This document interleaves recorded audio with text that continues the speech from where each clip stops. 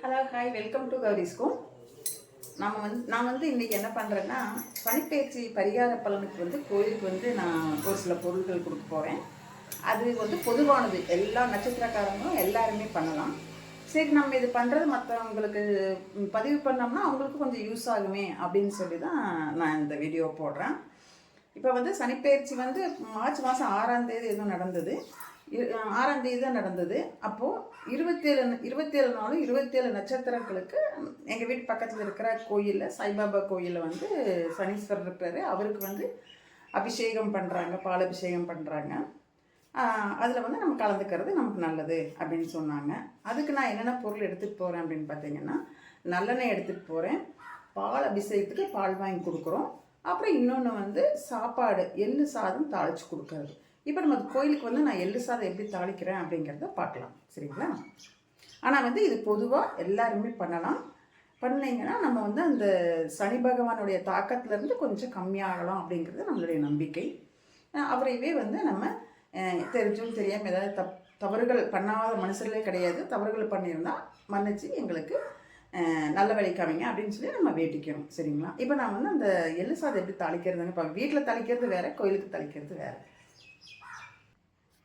இப்போ நான் வந்து நல்லெண்ணெய் ஊற்றிருக்கிறேன், ஒரு வடச்சட்டி வச்சு நல்லெண்ணெய் ஊற்றிருக்கிறேன். அதில் கடுகு போட்டேன். கடுகு பொரிஞ்சாச்சு. எடுத்து வச்ச உளுந்தம்பருப்பு, கடலைப்பருப்பு அதையும் போட்டுறேன். அதுவுமே பொரிஞ்சாச்சு. ஸ்டவ்வை ஸ்லோவில் வச்சுக்கலாம். இப்போ எடுத்து வச்சுருந்த கருவேப்பிலை, வரமிளகா இதெல்லாமே போட்டாச்சு. இப்போ எடுத்து வச்சுருக்கிற எள்ளையும் போட்டுக்கிறேன். எல்லையும் போட்டு நல்லா வதக்கலாம். உப்பு போடக்கூடாதுன்னு சொல்லுவாங்க, உப்பு போடக்கூடாது, வெங்காயம் பூண்டு இதெல்லாம் போடக்கூடாதுன்னு சொல்லுவாங்க. அதனால் நான் அதெல்லாம் எதுவும் போடலை.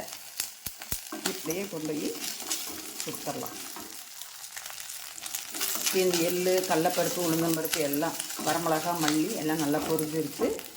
இப்போ சாப்பாடு போடலாம். இப்போ சாப்பாடை வந்து பாத்திரத்தில் வடித்து இந்த மாதிரி ஒரு வலையில் போட்டு நான் வடிச்சிருக்கிறேன். ஏன்னு கேட்டிங்கன்னா, அரிசி வந்து புது அரிசியாக இருக்குது.